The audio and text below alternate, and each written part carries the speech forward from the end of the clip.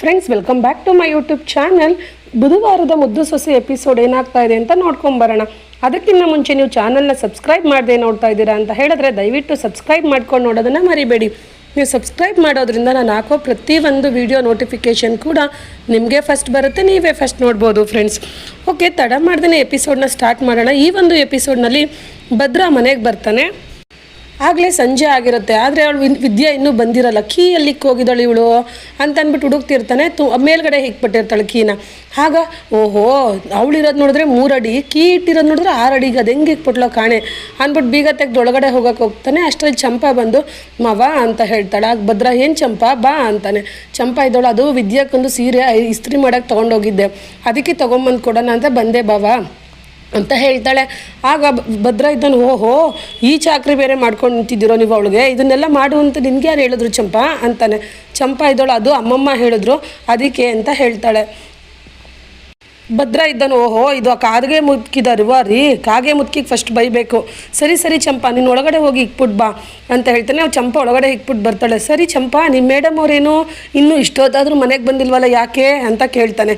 ಆಗ ಚಂಪಾ ಮನಸಲ್ಲೇ ಅನ್ಕೊತಾ ಇದ್ದಾಳೆ, ಅಯ್ಯೋ ವಿದ್ಯಾಕ ಕೆಲಸ ಹುಡ್ಕಕ್ಕೆ ಹೋಗಬೇಕು ಅಂತ ಇದ್ರು, ಕೆಲಸ ಹುಡ್ಕಕ್ಕೆ ಹೋಗಿರ್ತಾರೆ, ಅದನ್ನೇನಾದರೂ ನಾನು ಹೇಳಲ್ಲ, ಬೇಡ ಅವ್ರವ್ರು ಏನಾದ್ರು ಹೇಳ್ಕೊಳ್ಳಿ, ನನಗೇನು ಗೊತ್ತಿಲ್ಲ ಅಂದ್ಬಿಡೋಣ ಅಂದ್ಬಿಟ್ಟು ನನಗೆ ಗೊತ್ತಿಲ್ಲ ಮಾವ ಅಂತ ಹೇಳ್ಬಿಟ್ಟು ಚಂಪಾ ಅಲ್ಲಿಂದ ಹೊರಡ್ತಾಳೆ. ತದನಂತರ ಭದ್ರಾ, ಇಷ್ಟೊತ್ತಾದರೂ ಎಲ್ಲೋಗಿದ್ದಾಳೆ ಇವಳು, ಏನು ಹೇಳ್ಬಿಟ್ಟು ಹೋಗಿಲ್ವಲ್ಲ, ಅಯ್ಯೋ ಅವಳಿಗೆ ನಾನು ಬೇಡ ಅಂದಮೇಲೆ ನಾನು ಯಾಕೆ ಅವಳ ಬಗ್ಗೆ ಯೋಚನೆ ಮಾಡಬೇಕು, ಅವಳು ಎಷ್ಟೊತ್ಕಾರ ಬರಲಿ ಬಿಡು ಅಂತ ಅಂದ್ಬಿಟ್ಟು ಮನೆ ಒಳಗಡೆ ಹೊಂಟೋಗ್ತಾನೆ. ಮತ್ತಿಲ್ಲಿ ವಿದ್ಯಾ ದಾರಿನಲ್ಲಿ ನಡ್ಕೊಂಡು ಬರ್ತಾ ಇರ್ತಾಳೆ ಕೆಲಸ ಹುಡ್ಕೊಂಡು. ಅಷ್ಟರಲ್ಲಿ ಒಂದು ಹೋಟೆಲ್ ಹತ್ರ ಕೆಲಸ ಖಾಲಿ ಇದೆ ಅಂತ ಹಾಕಿರ್ತಾರೆ. ತಡಿ ಒಳಗಡೆ ಹೋಗಿ ಕೇಳೇ ಬಿಡೋಣ ಅಂತ ಹೇಳಿ ಹೋಗಿ ಹೋಟೆಲ್ ಓನರ್ನ ಕೇಳ್ತಾಳೆ.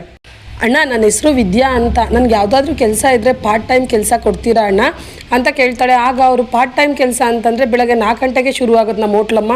4 ಗಂಟೆಯಿಂದ ನೀವು ಎಷ್ಟೋ ತನಕ ಮಾಡ್ತೀರಾ, ಸಂಜೆ 10 ಗಂಟೆ 11 ಗಂಟೆ ಗಂಟನೂ ಆಗುತ್ತೆ, ಅಷ್ಟೋ ತನಕ ನೀವು ಇದ್ದೋಗ್ಬೇಕಾಗುತ್ತೆ ಅಂತ ಹೇಳ್ತಾರೆ. ಆಗ ವಿದ್ಯಾ ಇದ್ದಳು, ಸರಿ ಅಣ್ಣ, ನಾನು ಬೆಳಗ್ಗೆ 4:15 5 ಗಂಟೆಗೆ ಬಂದ್ಬಿಡ್ತೀನಿ ಕೆಲಸಕ್ಕೆ, 4:15ರಿಂದ 8 ಗಂಟೆ ಗಂಟ ಮಾಡಿಬಿಟ್ಟು ನಾನು ಕಾಲೇಜ್ಗೆ ಹೋಗಬೇಕು, ಆಮೇಲೆ ಸಂಜೆ ಬೇಕಾದ್ರೆ ನಾನು 6 ಗಂಟೆಯಿಂದ ಎಷ್ಟೋ ತನಕ ಬೇಕಾದ್ರೂ ನಾನು ಮಾಡ್ತೀನಿ ಅಣ್ಣ, ರೆಡಿ ಇದ್ದೀನಿ ಅಂತ ಹೇಳ್ತಾಳೆ. ಆಗ ಅವರಿದ್ದವರು, ಸರಿ ಅಮ್ಮ, ನಿನ್ನ ಕೆಲಸ ಏನು ಅಂತಂದರೆ ಈ ಬಾವುಟ ತೊಗೊಂಡು ಹೋಟ್ಲಿಂದ ಆಚೆ ನಿಂತ್ಕೊಂಡು ಎಲ್ಲರೂ ಒಳಗಡೆ ಕರಿಬೇಕು, ಬನ್ನಿ ಊಟ ಚೆನ್ನಾಗಿದೆ ಅದು ಇದು ಅಂತ ಜನಗಳನ್ನ ಅಟ್ರಾಕ್ಟ್ ಮಾಡಿ ಒಳಗಡೆ ಕಳಿಸೋದು ಅಂತ ಹೇಳ್ತಾರೆ.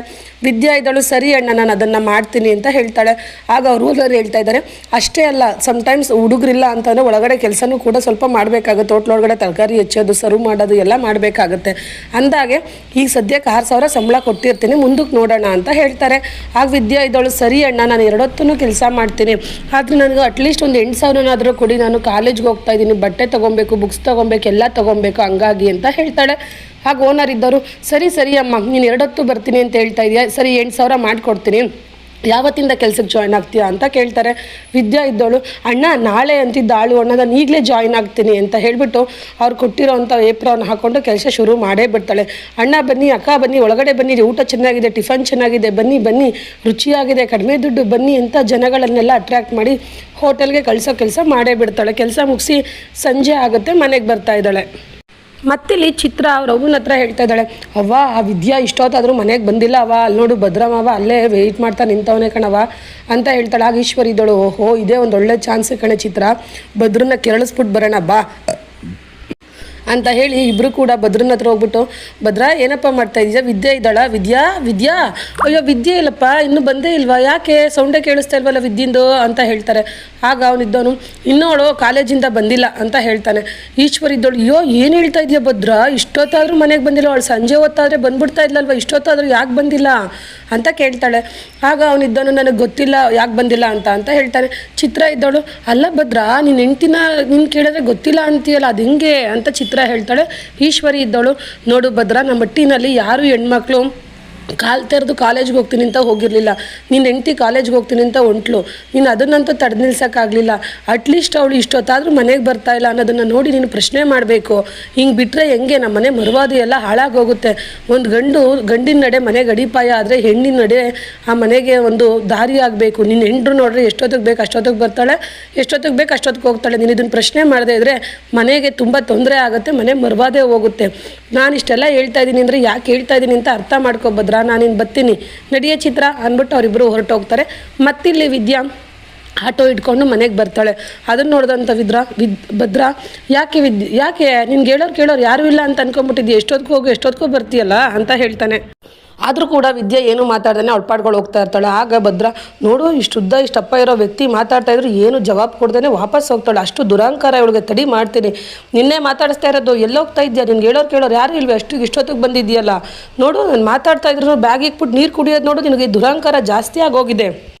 ಹಟ್ಟಿಗೆ ಹೊತ್ತಿಗೆ ಮುಂಚೆ ಬಂದು ದೀಪ ಹಚ್ಚಬೇಕು ಅನ್ನೋದು ನಿಮ್ಮ ಮನೇಲಿ ಯಾರು ಹೇಳ್ಕೊಟ್ಟಿಲ್ವೇ, ನೋಡಿ ಹೆಂಗೆ ಹೋಗ್ತಾ ಇದೆಯಾ, ನಿಂತ್ಕೋ ಇಲ್ಲಿ ಅಂತ ಹೇಳಿ ಅವಳು ಕೈ ಹಿಡಿದು ಎಳಿತಾನೆ. ಆಗ ವಿದ್ಯೆ ನಿಂತ್ಕೊಂಡ್ಬಿಟ್ಟು ಅಲ್ಲ ನಿಮ್ಮ ಅಟ್ಟಿಯವರು ಹೇಳಿದ್ರು ನೀನು ಹೆಂಡ್ರು ಇಷ್ಟೊತ್ತಾದರೂ ಬಂದಿಲ್ಲ, ಎಲ್ಲಿ ಯಾರ ಜೊತೆ ಏನು ಸವಾಸ ಮಾಡ್ಕೊಂಡು ಹೊಂಟೋಗೋಳು ಅಂತ ಹೇಳ್ಕೊಟ್ರು ಅಂದ್ಬಿಟ್ಟು ನೀನು ಬಂದು ಕೇಳ್ತಾ ಇದೆಯಲ್ಲ, ಇದಕ್ಕೆ ನಾನು ಏನು ಉತ್ತರ ಕೊಡಬೇಕಾಗಿಲ್ಲ. ಕಾಳಜಿಯಿಂದ ಅದೇ ನೀನು ಇಷ್ಟೊತ್ತಾದರೂ ಬರಲಿಲ್ವಲ್ಲ, ಏನಾದರೂ ದಾರಿನಲ್ಲಿ ತೊಂದರೆ ಆಯಿತಾ ಅಂತ ಕೇಳಿದರೆ ನಾನು ಪ್ರೀತಿಯಿಂದ ಹೇಳ್ತಾ ಇದ್ದೆ. ಇಂಥ ಬೇಡದೆ ಹೋಗಿರೋದಕ್ಕೆಲ್ಲ ನಾನೇನು ಉತ್ತರ ಕೊಡಬೇಕಾಗಿಲ್ಲ. ನಿಮ್ಗೆ ಅಷ್ಟು ಕಾಳಜಿ ಇದ್ದಿದ್ರೆ ನನ್ನನ್ನು ಕೇಳ್ಬೋದಾಗಿತ್ತು, ಯಾರೋ ಹೇಳ್ಕೊಟ್ರು ಅಂತ ಕೇಳೋದಕ್ಕೆಲ್ಲ ನಾನೇನು ಉತ್ತರ ಕೊಡಬೇಕಾಗಿಲ್ಲ ಅಂತ ಹೇಳಿ ವಿದ್ಯಾ ಅಲ್ಲಿಂದ ಹೊರಟೋಗ್ತಾಳೆ. ಆಗ ಭದ್ರ ಅದು ಕರೆಕ್ಟೇ, ನಾನೇ ಕೇಳಬೇಕಾಗಿತ್ತು, ಯಾರ್ದೋ ಮಾತು ಕೇಳೋದ್ನಲ್ಲ ಅಂತ ಭದ್ರ ಫೀಲ್ ಮಾಡ್ತಾ ಇದ್ದಾನೆ. ಸರಿ ಅಂತ ಹೇಳಿ ಮತ್ತಿಲ್ಲಿ ವಿದ್ಯಾ ಮಲ್ಕೊಂಡ್ಬರ್ತಾಳೆ. ಈ ಕಡೆ ಭದ್ರ ಕೂಡ ಮಲ್ಕೊತಾನೆ. ಬೆಳಗ್ಗೆ ಅಷ್ಟೊತ್ತಿಗೆ ವಿದ್ಯಾ 4 ಗಂಟೆಗೆ ಎದ್ದು ಚಾಪೆ ಎಲ್ಲ ಎತ್ತಾಕಿ ಕೆಲ್ಸಕ್ಕೆ ಹೋಗ್ತಾ ಇರ್ತಾಳೆ. ಅದನ್ನು ಸಾವಿತ್ರಿ ಇಣ್ಕಿ ನೋಡ್ಬಿಡ್ತಾಳೆ. ಇದೇ ನೀ 3 ಅಡಿ ಇಷ್ಟೊತ್ತಿಗೆ ಎದ್ದು ಹೋಗ್ತಾವಳೆ, ಎಲ್ಲಿಗೆ ಹೋಗ್ತಾವಳಿ ಅವಳು ಕಾಲೇಜ್ಗೆ ಹೋಗೋದು 7:15 ಇಷ್ಟೊತ್ತಿಗೆ ಎಲ್ಲಿ ಹೋಗ್ತಾವಳಿ 3 ಅಡಿ. ಈ ವಿಷಯನ ಇಲ್ಲಿಗೆ ಬಿಡಬಾರ್ದು ಸಾವಿತ್ರಿ, ಸಿಕ್ಕಿದ್ದೆ ಚಾನ್ಸ್ ಇಟ್ಕೊಂಡು ಚೆನ್ನಾಗಿ ಆಟ ಆಡಬೇಕು. ಸರಿ ಮಾಡ್ತೀನಿ ಇರು ಅಂತ ಸಾವಿತ್ರಿ ಮನಸಲ್ಲೇ ಅನ್ಕೊತಿದ್ದಾಳೆ. ಇಲ್ಲಿ ವಿದ್ಯಾ ಹೋಟೆಲ್ ಹತ್ರ ಬರ್ತಾಳೆ. ಹೋಟೆಲ್ ಓನರ್ ಇದ್ದವರು, ಏನಮ್ಮ ನಾನು ನಿನ್ನ ಮಾತಾಡಿದ್ದು ನೋಡಿ ತುಂಬ ಶಿಸ್ತು ಅಂದ್ಕೊಂಡೆ, ನೋಡೋರು 15 ನಿಮಿಷ ಲೇಟಾಗಿ ಬಂದಿದ್ದೀಯಲ್ಲಮ್ಮ ಅಂತ ಕೇಳ್ತಾರೆ. ವಿದ್ಯಾ ಕ್ಷಮಿಸ್ಬಿಡಿ ಸರ್, ಇದು ಮೊದಲನೇ ದಿನ ಒಂದು ಸ್ವಲ್ಪ ಲೇಟಾಗೋಯ್ತು, ನಾಳೆಯಿಂದ ಕರೆಕ್ಟಾಗಿ ಕೆಲಸಕ್ಕೆ ಬರ್ತೀನಿ, ಇದೊಂದ್ಸಲಿ ಎಕ್ಸ್ಕ್ಯೂಸ್ ಕೊಡಿ ಅಂತ ಹೇಳ್ತಾಳೆ. ಆಗ ಓನರ್ ಇದ್ದವರು, ಸರಿ ಮೊದಲನೇ ದಿನ ಅಂತ ಎಕ್ಸ್ಕ್ಯೂಸ್ ಕೊಡ್ತಾ ಇದ್ದೀನಿ, ನೆಕ್ಸ್ಟ್ ಟೈಮಿಂದ ಬೇಗ ಬರಬೇಕು, ಸರಿ ಹೋಗು, ಇವಾಗ ಇಷ್ಟೊತ್ತಿಗೆ ಆಚೆ ಹೋಗೋದು ಬೇಡ, ತರಕಾರಿ ಎಲ್ಲ ಕಟ್ ಮಾಡು ಅಂತ ಹೇಳ್ತಾರೆ. ತರಕಾರಿ ಎಲ್ಲ ಕಟ್ ಮಾಡಿಬಿಟ್ಟು ಬೆಳಕಾಗ್ತಾ ಇದ್ದಂಗೆ ಆಚೆ ಹೋಗಿ ಹೋಟೆಲಿಗೆ ಎಲ್ಲ ಜನಗಳನ್ನೂ ಕರೀತಾ ಇರ್ತಾಳೆ. ಆದರೆ ಒಳಗಡೆ ಸರ್ವೆಂಟ್ ಕೂಡ ಯಾರೂ ಬಂದಿರಲ್ಲ ಅವತ್ತಿನ ದಿವಸ. ಆಗ ಸರ್ವೆಂಟ್ ಕೆಲಸನೂ ಕೂಡ ವಿದ್ಯಾನೇ ಮಾಡ್ತಾ ಇದ್ದಾಳೆ. ಇಡ್ಲಿ ವಡೆ ಪೊಂಗಲ್ ಎಲ್ಲ ಇದೆ, ಏನು ಬೇಕು ಅಂತ ಆರ್ಡರ್ ಎಲ್ಲ ಕೂಡ ಅವಳೇ ತೊಗೊತಾ ಇದ್ದಾಳೆ. ಅದನ್ನು ನೋಡಿ ಓನರ್ಗೆ ಖುಷಿ ಆಗ್ತಾ ಇದೆ, ಎಂಥ ಚೆನ್ನಾಗಿ ಕೆಲಸ ಮಾಡುತ್ತೆ ಹುಡುಗಿ ಅಂತ ಹೇಳಿ. ಮತ್ತಿಲ್ಲಿ ಸಾವಿತ್ರಿ ಮತ್ತು ವಿನಂತಿ ಭದ್ರನ ಮನೆ ಹತ್ರ ಬಂದು, ಅವ್ವ ಇನ್ನೂ ಭದ್ರಮ್ಮ ಎದ್ದಿಲ್ಲ ಅನ್ಸುತ್ತೆ, ಬಾ ನಾವೇ ಹೋಗಿ ಎಬ್ರಿಸೋಣ ಅಂತ ಹೇಳ್ತಾಳೆ. ಸಾವಿತ್ರಿ ಇದ್ದವಳು, ಸುಮ್ಮನಿರೇ, ಅವ್ನು ಬಾಯಿಗೆ ಬಂದಂಗೆ ಬೈತಾ, ನಿಮ್ಮ ದರಿದ್ರ ಮುಖ ತೋರ್ಸೋಕೆ ಬಂದುಬಿಟ್ರೆ ಬೆಳಗ್ಗೆ ಅಂತ, ಅವನೇ ಬರ್ತಾನೆ ಇರು ಅಂತ ನಿಂತಿರ್ತಾರೆ. ಅಷ್ಟರಲ್ಲಿ ಭದ್ರನೇ ಆಚೆ ಬಂದು, ಏನು ಒತ್ತಾರೇನೆ ಬಂದ್ಬಿಟ್ಟಿದ್ರೆ ಅಟ್ಟಿತಕ್ಕೆ, ಏನು ಸಮಾಚಾರ ಅಂತ ಕೇಳ್ತಾನೆ. ಸಾವಿತ್ರಿ ಹೇಳ್ತಿದ್ದಾಳೆ, ಅದು ಭದ್ರಾ ನಿನ್ನ ಹೆಂಡ್ರು ಡೈಲಿ ಕಾಲೇಜ್ಗೆ ಹೋಗ್ತಾ ಇದ್ದಿದ್ದು 7:15 ಇವತ್ತು 4:30-5 ಗಂಟೆಗೆ ಎದ್ದು ಅಷ್ಟೊತ್ತಿಗೆ ಹೋಗ್ತಾ ಇದ್ಲು, ಎಲ್ಗೋದ್ಲು ಏನು ಅಂತ ಗೊತ್ತಿಲ್ವಲ್ಲೋ ಅಂತ ಹೇಳ್ತಾರೆ. ಆಗ ಭದ್ರ ಕೋಪ ಮಾಡಿಕೊಂಡು, ನಿಮ್ಗೇನು ಅವಳು ಎಷ್ಟೊತ್ತಿಗಾದ್ರೂ ಹೋಗಲಿ ಏನಾದರೂ ಮಾಡ್ಕೊಳ್ಳಿ, ನೀವು ಬಂದು ಅಲ್ಲೇ ಹರಿಕತೆಯಲ್ಲಿ ಊದಾಗ ಬಂದುಬಿಟ್ರೆ ನಿಮ್ಮ ಹರಿಕತೆ ಸಾಕು ನಿಲ್ಲಿಸಿ, ಅವಳು ಬೇಡ, ಅವಳ ಸಂಬಂಧ ಬೇಡ ಅಂತಲೇ ತಾನೇ ನಾನು ಡೈವರ್ಸ್ಗೆ ಅಪ್ಲೈ ಮಾಡಿರೋದು, ನೀವು ಇವಾಗ ಅವಳ ಬಗ್ಗೆನೇ ಮಾತಾಡಿ ನನಗೆಲ್ಲ ಹಾಳು ಮಾಡಬೇಡಿ ನನ್ನ ಮೈಂಡೆಲ್ಲ, ನೀವು ಬರೀ ಅವ್ರ ಬಗ್ಗೆ ಹೇಳೋದೇ ಆಯಿತು, ನೀವು ಈ ಮನೆಯಲ್ಲಿ ಎಷ್ಟಿದೆ ಅಷ್ಟು ನೋಡ್ಕೊಂಡು ತಿನ್ಕೊಂಡು ಬಿದ್ದಿದ್ರೆ ಅಷ್ಟೇ ಸಾಕು, ಸುಮ್ಮನಿಲ್ಲಿಂದ ಹೋಗ್ತಾ ಇರಿ ಅಂತ ಹೇಳಿ ಭದ್ರ ಮನೆ ಒಳಗಡೆ ಹೋಗ್ತಾನೆ. ಆಗ ಸಾವಿತ್ರಿ ಇದ್ದವಳು, ಅಯ್ಯೋ ವಿನಂತಿ, ಈ ವಿದ್ಯಾ ಏನು ಮಾಡಿಬಿಟ್ಟವಳೋ ಏನೋ ಕಣೆ, ಮಾಟ ಮಂತ್ರನ ಏನೇ ಮಾಡಿದ್ರು ಅವಳು ದಾಸ ಆಗ್ಬಿಟ್ಟಿದ್ದಾನೆ ಇವನು ಅಂತ ಹೇಳಿ ಇವರು ಕೂಡ ಮತ್ತಲ್ಲಿಂದ ಹೊರಡ್ತಾರೆ. ಮತ್ತಿಲ್ಲಿ ವಿದ್ಯಂಗೆ ಕಾಲೇಜು ಟೈಮ್ ಆಗೋಗುತ್ತೆ. ಸರ್ ನನ್ನ ಕಾಲೇಜು ಟೈಮ್ ಆಯಿತು, 7:30 ಆಗೋಯ್ತು, ನಾನು ಬರ್ತೀನಿ ಸರ್, ಸಂಜೆ ಬೇಗ ಬರ್ತೀನಿ ಅಂತ ಓನರ್ ಹತ್ರ ಹೋಗಿ ಹೇಳ್ತಾಳೆ. ಹೋಟೆಲ್ ಓನರ್ ಇದ್ದವರು, ಏನಮ್ಮ ಇನ್ನೂ 7:30 ಅಮ್ಮ, ಇನ್ನು ಈಗ ಜನಗಳು ಬರೋ ಅಂಥ ಟೈಮು, ಈ ಟೈಮಲ್ಲಿ ನೀನು ಹೋಗ್ತೀನಿ ಅಂದರೆ ಹೆಂಗಮ್ಮ, 8-8:15 ತನಕ ಮಾಡಿಬಿಟ್ಟು ಹೋಗಮ್ಮ ಅಂತ ಹೇಳ್ತಾರೆ. ವಿದ್ಯೆ ಇದ್ದವಳು, ಅಣ್ಣ ಪ್ಲೀಸ್ ಕ್ಷಮಿಸ್ಬಿಡಿ ಸರ್, ನಾನು ಕಾಲೇಜು ಟೈಮ್ ಆಗಿಬಿಡುತ್ತೆ, ಸಂಜೆ ಬೇಕಾದರೆ ಬೇಗ ಬರ್ತೀನಿ, ಒತ್ತಾರೆ ಬೇಕಾದ್ರೆ ಇನ್ನೂ ಅರ್ಧ ಗಂಟೆ ಬೇಗ ಬರ್ತೀನಿ, ಈಗ ಟೈಮ್ ಆಗೋಯ್ತು ನಾನು ಬರ್ತೀನಿ ಅಂತ ಹೇಳಿ ಅಲ್ಲಿಂದ ಓಡೋಗ್ತಾಳೆ. ಆಗ ಹೋಟೆಲ್ ಓನರ್ ಇದ್ದವರು, ನೋಡು ಕೆಲಸ ಬೇಕಾದರೆ ಮೆಲ್ಲೋ ಕೇಳ್ಕೊಂಬರ್ತಾರೆ, ಈಗ ನಮಗೆ ಆವಾಜ್ ಹಾಕ್ಬಿಟ್ಟು ಹೋಗ್ತಾರೆ, ಏನೋ ದೊಡ್ಡ MBBS ಓದೋಳ ಥರ ಓಡೋಗ್ತಾಳೆ ಅಂತ ಹೇಳಿ ಹೋಟೆಲ್ ಓನರ್ ಅನ್ಕೊತಾರೆ. ಮತ್ತಿಲ್ಲಿ ಶಿವರಾಮೇಗೌಡರ ಮನೆಯಲ್ಲಿ ಕಣ್ಮಣಿ ಮದುವೆ ತಯಾರಿ ಜೋರಾಗೆ ನಡೀತಾ ಇದೆ. ಅವಳು ಮದುವೆ ಇನ್ವಿಟೇಷನ್ನು ಎಲ್ಲ ಜೋರಾಗೆ ನಡೀತಾ ಇದೆ.